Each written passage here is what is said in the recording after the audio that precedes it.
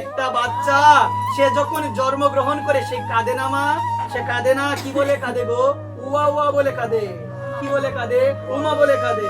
শাস্ত্র কি বলে জানেন? ও না বলে কাঁদে। কি বলে? ও না, ও না, ও না। কি না বলে কাঁদে গো? একটা বাচ্চা জন্মগ্রহণ করে, করার পরে ক্রন্দন করে আমরা সবাই জানি, আমরা বলি ও মা, ও মা, ও মা। কিন্তু শাস্ত্র বলে ও না।